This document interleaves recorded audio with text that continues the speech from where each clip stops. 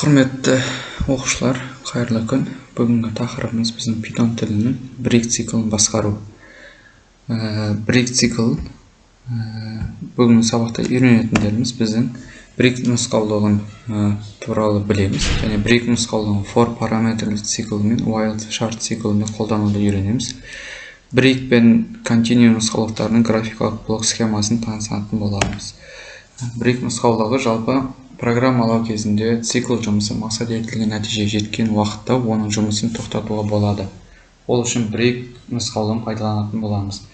Break яғни ағылшын тіліне аударғанда үзілу деп аталады. Break үзілу белгілі бір қойылған шарт орындалуымен ағымдағы цикл жұмысын бірден тоқтатып, программа жұмысын циклден шығарып, әрі қарай жалғастыратын цикл нұсқаулығы. Pythonда break нұсқаулығы цикл жұмысына әсер ететін сыртқы фактор пайда болған кезде циклды бұзуға мүмкіндік береді.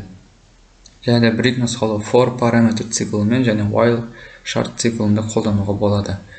Бұл жерде екі схема берілген. Бірінші схемада бізде for циклін қолдану, екінші схемада while циклін қолдану. Екеуінде де тек айырмашылық берілгенде ғана болады.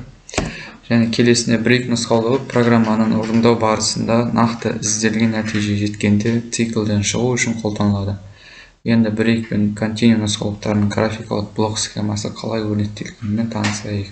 Бұны өз дәптерлеріңізде жазып алсаңыздар болады. Біз мысал келтіретін болсақ,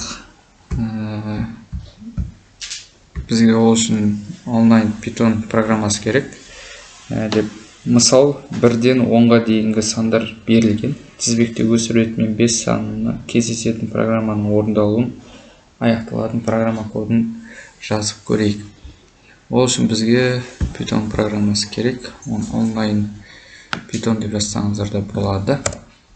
Және де бізге не керек? Бізге n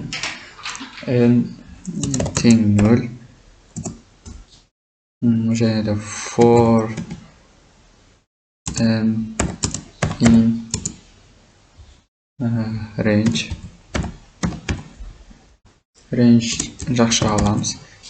Ішіне бізге 10 деп жазамыз, себебі 10-ға дейінгі деп жазылған. Берілген мәнінде n тең n плюс 1 және де if егер деген if n теңдік және 5 болатын болса және өтірік қоямыз. Және бүгінгі біздің тақырып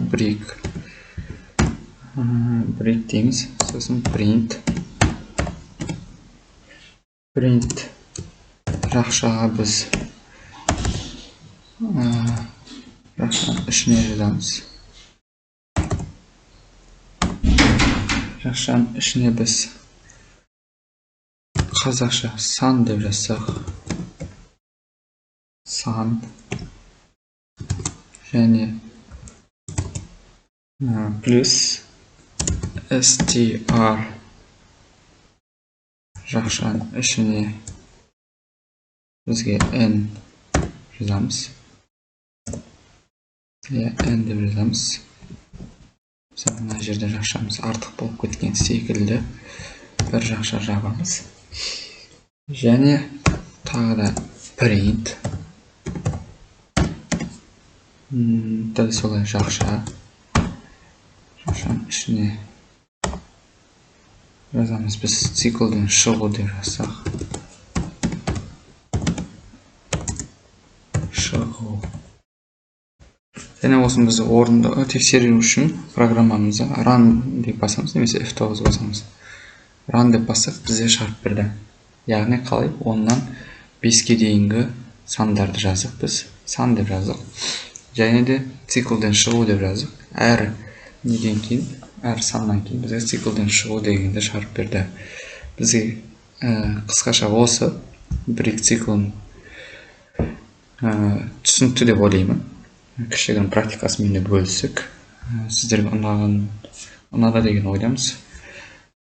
Келесі сабақта кездескенше сау саламатта болыңыздар.